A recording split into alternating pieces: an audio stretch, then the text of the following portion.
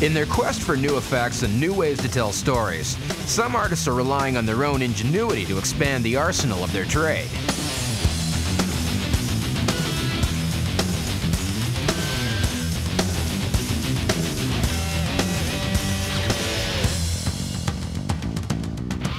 Dayton Taylor is a New York-based inventor slash filmmaker who has created and patented an ingenious system called Timetrack. It looks like a giant mechanical caterpillar, but it's actually a camera designed to freeze time in 3 dimensions. To find out just how it works, Splat met up with Dayton in New York. Basically, the technique is just taking an array of stills simultaneously of the same object and then sequencing those stills, and you get the illusion of camera motion.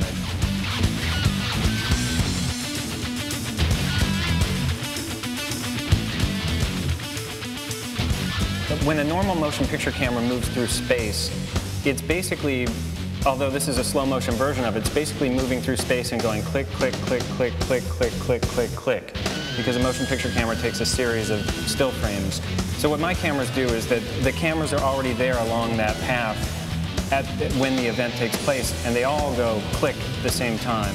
Then we take those frames and sequence them as if they were shot by a motion picture camera, and you get a tracking shot that was exposed instantaneously as opposed to over the course of time.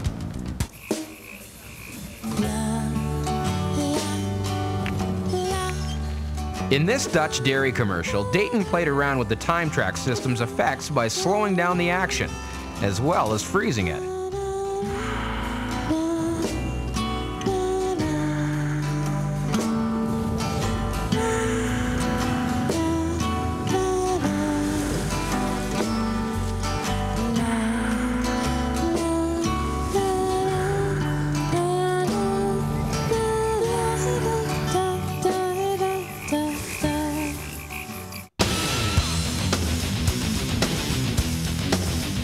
This is the initial prototype camera module that I built by hand and then used a rubber mold to make 60 copies of this to build my first 60 lens camera. Each lens that you see in the image is technically a camera, but the whole system could be considered one multi-lens camera system. The prototype camera and some cameras I still have on the drawing board were, each camera was a separate module that could be linked together and extended to as many units as we have modules built. While Dayton's invention may seem like the work of a mad scientist, well, actually it is. I studied engineering in college, and about halfway through I dropped out and decided to study filmmaking because engineering seemed so kind of lifeless, or it seemed that most of what engineering was about was you knew what your goal was and then you went out to find it, whereas art was more like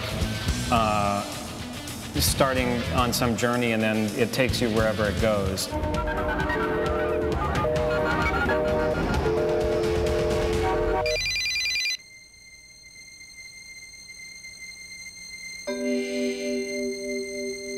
When I first started, what the effect would look like, it had this emotional resonance. And as I explained it to other people and said, what do you think of this? I found that a lot of people, it didn't really register in that same way. Like a lot of people had a response like, big deal.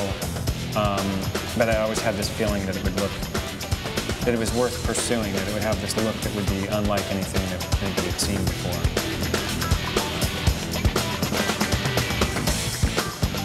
For the last few years, Dayton has been collaborating with creative directors in both rock videos and commercials, both of which are known to demand the latest visual effects and experimental animation techniques.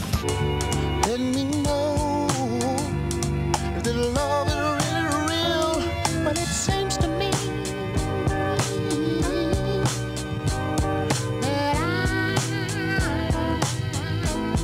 I'm wrapped up in love. Don't you know that I'm still showed up in love with you? Yeah.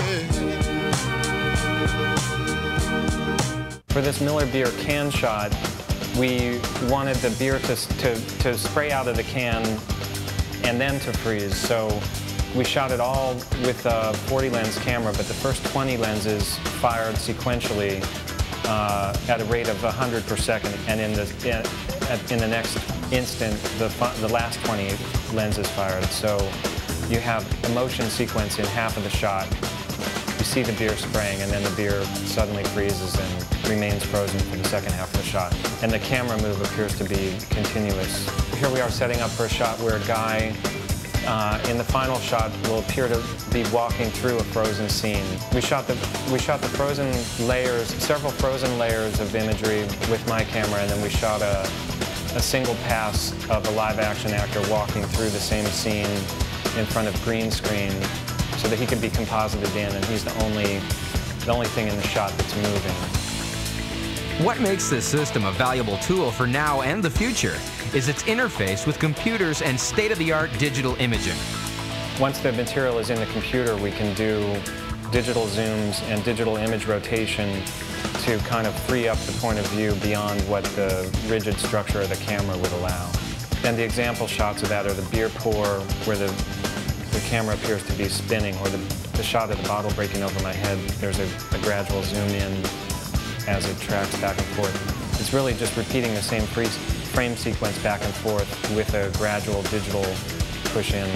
But aside from just creating neat visual effects, Dayton believes his invention can have a real impact on how filmmakers tell their stories. What's interesting to me is to integrate the frozen material with live action, like the shots of people walking through frozen scenes, having time stop in the middle of a scene that's going on.